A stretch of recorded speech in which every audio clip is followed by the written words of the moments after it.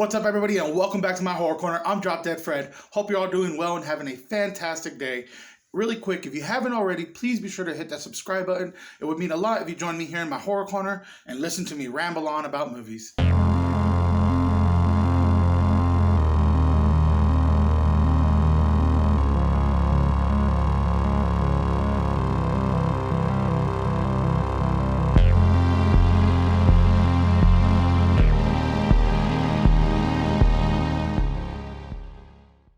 Who would have thought Kano would be the most likable fucking character and the one you care for the probably most? Like, what the fuck? Today we are looking at the highly anticipated new Mortal Kombat movie that just released over the weekend on HBO Max, directed by Simon McQuoid, and has a buttload of people that I didn't even bother to write down their names, so I apologize about that one.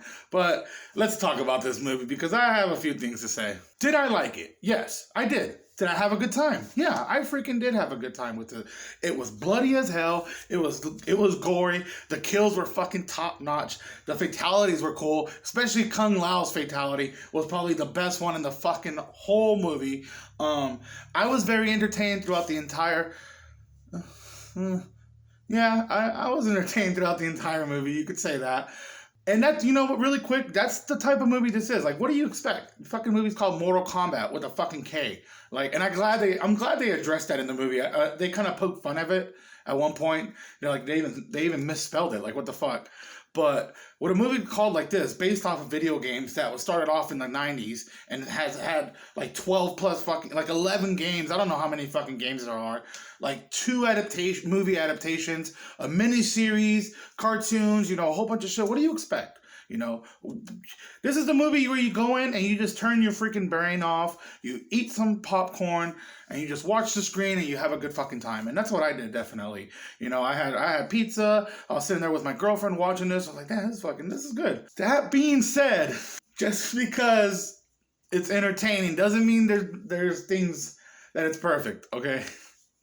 Because aside from like the badass fight scenes, especially from the Sub-Zero and Scorpion stuff, that was by far like the best shit that we got. Everything else was you know, wasn't bad, but every time we got to see like Sub-Zero and Scorpion fight, that was fucking awesome. But you know, besides the amazing choreographed fight scenes, the bloody fucking kills that were excellent, this movie felt, I don't know, I don't want to say underwhelming, definitely don't want to say underwhelming, but okay, so let's check this. Right after I watched this, I went and rewatched the 1995 version. And I fucking love that version. And I was sitting there watching it, and I was just having an absolute blast. Like, 100% sure was a lot more entertained and was in the movie more than I was with the 2021 version. There's something about that 95 version that is just so, like, majestic and like a grand movie. You know, they go to different locations in that movie. It's beautiful.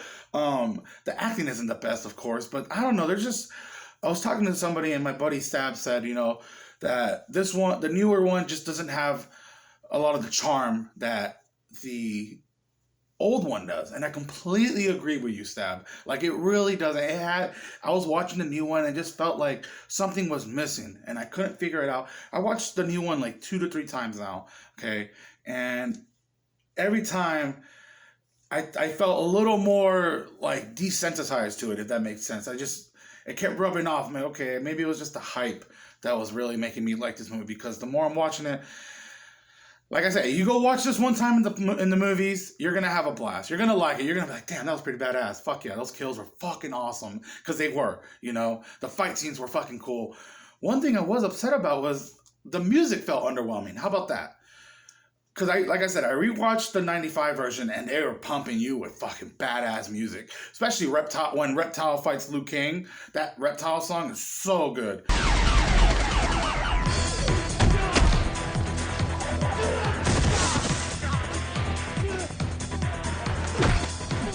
But I was watching this movie. There might be like 1 or 2 songs that kind of stuck out.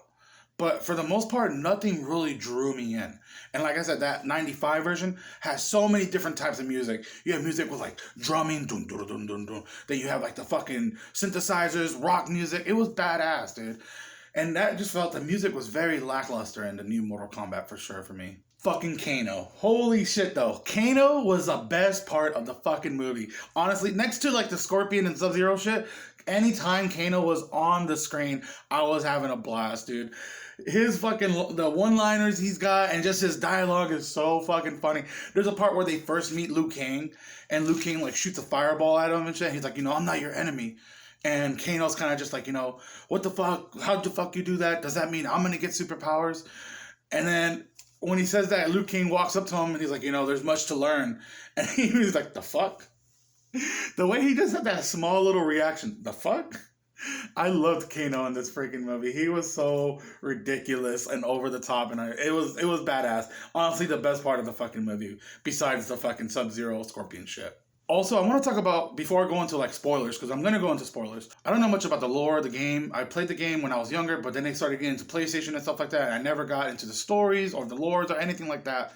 But that Cabal character was so awesome too. Next to Kano, Cabal was like my second favorite like Mortal Kombat character they had. He was so fucking cool. Plus his attitude, when he first started talking, he's just like the opposite. He's just like the exact same as fucking Kano, except like American version. It was so fucking awesome. I don't know. I wasn't expecting that, so it was really cool. Really cool take. Oh, and then what's her name? The chick with the knives. I think Melina. Oh man, there's a part near the end where she like opens up her mouth and you see all those fucking teeth. That was good. I was like, oh shit, that's creepy. You're gonna have a good time for sure. The kills are like what you're gonna go see, and there's a really good kill at the beginning where Scorpion's fighting off the henchman of Sub-Zero. The very beginning of the movie, how it all starts off, and he like stabs one dude through the fucking head. It was just, that's right there when that's like setting kind of the tone. But okay, here we go, spoilers, because this is just my opinions. Whatever I'm not saying. These opinions doesn't mean that I didn't have a good time with the movie. Like I said, everything before this, I had a great time. This is a movie you go in and you're going to have a good time. It's when you start really thinking about it, though. It's like, what the fuck? And first and foremost, I don't know if we were supposed to really care. I guess you're supposed to, okay, how do I say this without being a dick? Like, I just didn't care for the Cole guy, the main guy we follow. Anytime, him and his family were on screen, it just felt, I don't know, very bland. There was, I don't know, there wasn't much for me to like connect with that guy. And if I'm wrong or you feel like I'm wrong, let me know. But that's just anytime, he was on screen and stuff like that, I feel like it was just unnecessary. Also, this movie's pacing is a little weird because that third act, I don't know, the third act just feels kind of like a clusterfuck. It's not bad, but it just feels like a mess. There's a part where like they're all being teleported to fight, their respected opponents. But here's like my first, like not even the first, but here is one little thing where I just thought about is if they're being they asked Raiden, hey Raiden, can you teleport anybody anywhere? And Raiden's like, yeah. And I get it, Raiden doesn't want to be involved, but I mean he gets involved anyways. And he should have been involved the moment that fucking Shang Tsung tried to fucking cheat his way to victory and try to invade Earth already. But why didn't he just teleport Liu Kang in the beginning and go get everybody? Like, when they meet Liu Kang, he's like, I've been charged with finding everybody, but by the time I got to Jax, it was too late. But, like, why the fuck didn't Raiden just teleport everybody there? Also, at the very end of the movie, like, they come up with this plan, and they're like, we're going to all fight our respected opponents, but together as a team, we're going to take down Sub-Zero. And then Sub-Zero pulls some bullshit, and he kidnaps fucking Cole's family and lures them into a trap. And he runs into the portal with Sub-Zero. So they're teleported somewhere else away from the team. After the fight is done, of course, he's victorious. Raiden teleports in with all the fucking homies. Like, what the fuck? Why did you not do that as soon as he went into the portal? You had to have known where he was because you already...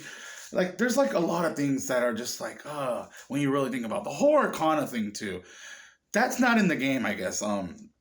That is something they came up with, trying to explain how they get their powers. And I get it, but it just seemed a little silly because I don't hate on Jax's arms, but I just thought it was so weird how they did it. Like, what if Jax didn't lose his arms? Would he have, like, grown some armor like Cole kind of did? And that's another thing. Cole's Arcana was just dumb. I don't know. They kind of foreshadow it and they call him like a punching bag in the beginning, but it just felt so cheesy. And Sonya Blade was badass. Okay, don't get me wrong. I really enjoyed Sonya Blade's character, but that third act just felt so rushed where she beats Kano and she gets her mark. And then the next time we see her, she's coming in, flipping, and doing her like arcana. And it just didn't. There was like almost no build up to it. I guess you can say because throughout the movie she's kind of being put down because she knows all about the tournament. She knows all about this stuff. She's been researching it, but she herself doesn't have a fucking mark. And those markings, anybody can have one apparently. Like honestly, anybody can have one. You just have to you have to kill whoever has a mark. And then you are fucking there's a lot of plot devices with these fucking things that just can go around in circles, and I just feel like, man, they're trying way too hard, in my opinion, for a movie that should be simple, fun, gory, bloody, and it was for the most part. It was definitely bloody. It was definitely gory. You know, the kills were fucking awesome. The fatalities were good. Kung Lao's fatality, where his hat is spinning on the ground, and fucking what's her name, the bat chick, Nitana or something like that. He fucking just splits her in two. That was probably the best fucking kill in the whole fucking movie. But it just felt like it was missing something. And after rewatching the 95 version, you know, I personally prefer 1995 version versus the 2021 version. But anyways, with that being said, that's my little take on Mortal Kombat 2021. I hope you enjoyed. I'm probably going to get some hate for this. I don't know. It was a good movie. It wasn't great. It wasn't amazing or something like that's going to stick with me for the next couple years. But I had a good time with it. You know, it was all right. Thank you for watching. And if you're still sticking around, don't forget to subscribe. It would mean a lot. I'll be doing a giveaway when we get to 1,000 subscribers. But until then, I'll be rambling my fucking ass off. Happy Spookies. I almost knocked everything over right now.